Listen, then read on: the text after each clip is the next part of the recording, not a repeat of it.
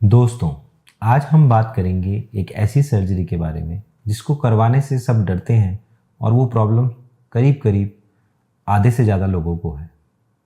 नमस्कार, मेरा नाम है डॉक्टर सौरभ अग्रवाल। मैं लेप्रोस्कोपिक और लेज़र सर्जन हूँ। तो आज हम बात करेंगे पाइल्स के बारे में। पाइल्स एक ऐसी बीमारी है जिसने 50 से 60% लोगों को इफ़ेक्ट किया हुआ है, पर फिर भी वो बीमारी ज़्यादातर क्लिनिशियंस के पास नहीं आ पाती है क्योंकि लोग उसके बारे में शेयर करने से डरते हैं और हिचकिचाते हैं और उनको लगता है कि अगर मैं इसके बारे में बात करूँगा तो लोग मेरी खिल्ली उड़ाएंगे और मजाक बनाएंगे। तो दोस्तों, कभी भी ऐसा नहीं सोचना है कि कोई हमारी खिल्ली उड़ाएगा और मजाक उड़ाएगा, क्योंकि अगर आपको कोई बीमारी है तो आप उसका इलाज करवाएं और उससे मुक्ति पाएं। तो हेमोरॉइड या पाइल्स एक ऐसी बीमारी है जिसमें हमारे एनल कुशन्स जो होते हैं वो फूल जाते हैं और वहाँ से वो कई बार हमारी एनल कैनाल से बाहर आ जाते हैं या फिर उसमें से खून आता है जो कि हमारे हीमोग्लोबिन को भी गिरा देता है। कई बार वो इन्फेक्ट भी हो जाते हैं और बाहर आके सूज भी जाते हैं, जिसे थ्रोम्बोस्ड पाइल्स भी कहते हैं। इसके अलावा उसकी वजह से कई बार फिशर्स भी हो जाते हैं, जो कि एक दरार का आना होता है एनल कैनाल में।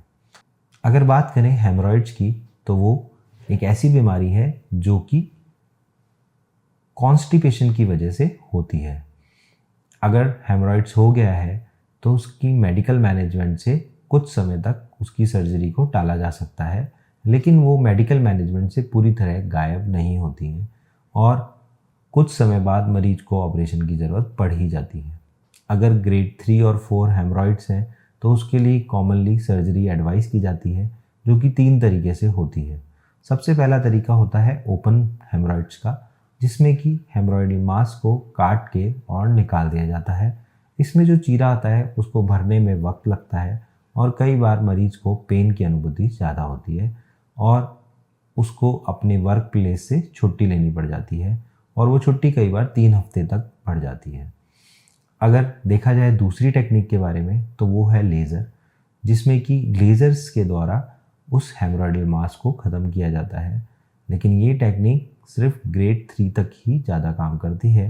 ग्रेड 4 में भी लेज़र्स को यूज़ किया गया है, लेकिन उसके रिज़ल्ट इतने बेटर नहीं हैं। ग्रेड 3 तक के हेमोरॉइड्स में लेज़र का प्रयोग किया जाता है और उससे उस हेमोरॉइड्स को ठीक किया जाता है। इसमें एक करंट के द्वारा उस हेमोरॉइडल मास को जलाया जाता है और उसकी हेमोरॉइडोप्लास्टी की जाती है। अगर तीसरी टेक्निक की बात करें, जो कि स्टेपलर द्वारा हेमोरॉइड्स का इलाज है, ये एक नवीनतम टेक्निक है। इसमें हेमोरॉइड्स को काट के और सिल दिया जाता है।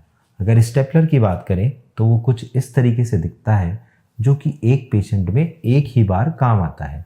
ये जो स्टेपलर है ये हेमोरॉइड्स को काट भी देता है और उसे सिल भी देता है। ये इस तरीके से एनल कैनाल के अंदर जाता है और इसके अंदर जो टिश्यू है वो हेमोरॉइडल मास आ जाते हैं। उसके लिए एक टाँका लिया जाता है और फिर इसमें फंसा के उसको काट दिया जाता है। ये ऐसे फायर होता है, ये ऐसे नीचे आके पहले उसको टाइट किया जाता है और फिर फायर किया जाता है जब ये इसको काट देता है। तो जो ये स्टेपलर है, ये एक नवीनतम टेक्निक है हेमोरॉइड्स के लिए और ये कॉमनली यूज़ की जाती है सभी अस्पतालों में।